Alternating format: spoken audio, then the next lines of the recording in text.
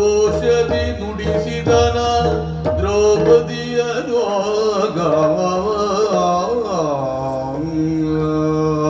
ತಂಗಿ ದ್ರೌಪದಿ, ಈ ರಾತ್ರಿಯ ಹೊತ್ತಾದರೂ ಈ ಅಣ್ಣನ ದನಿ ಕೇಳಿ ಓಡಿ ಬಂದೆಯಲ್ಲ, ತುಂಬಾ ಸಂತೋಷವಾಯಿತು.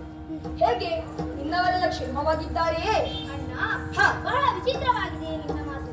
ಇಲ್ಲವಾದರೆ ಗಮನಿಸುತ್ತಾ ಇದ್ದೇನೆ, ಯಾಕೋ ಆತಂಕದಲ್ಲಿದ್ದಂತೆ ಕಾಣಿಸುತ್ತಾ ಇದ್ದೀಯ.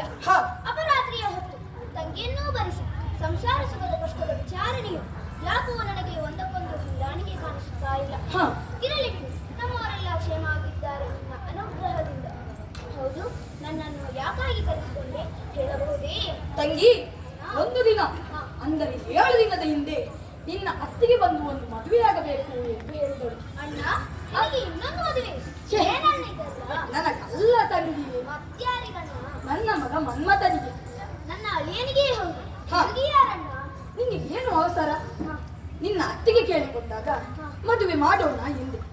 ಆದರೆ ನಿನ್ನ ಅತ್ತಿಗೆಗೆ ನನ್ನ ಮಾತಿನ ಮೇಲೆ ನಂಬಿಕೆವೇ ಇಲ್ಲ.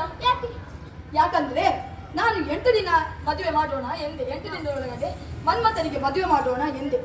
ಆದರೆ ನಾನು ಮದುವೆ ಮಾಡದಿದ್ದರೆ ನನ್ನ ಮಡದಿಯರೆಲ್ಲ ನನ್ನನ್ನು ಬಿಟ್ಟು ಹೋಗುತ್ತಾರೆ. ಇಲ್ಲವಾದರೆ ನಾನು ಅವರನ್ನು ಬಿಟ್ಟು ಹೋಗಬೇಕು. ಸಾಕಷ್ಟು ಸುತ್ತಾಡಿ ಪ್ರಯತ್ನ ಮಾಡಿದೆ, ಏನೂ ಪ್ರಯೋಜನವಾಗಲಿಲ್ಲ. ಈಗ ನೀನೇ ನನಗೊಂದು ದಾರಿಯನ್ನು ತೋರಬೇಕು ತಂಗಿ. ಅಣ್ಣ, ಏನಿದೆ ಅಲ್ಲ? ಅಣ್ಣಲಾಲಿಸಲ್ಲ,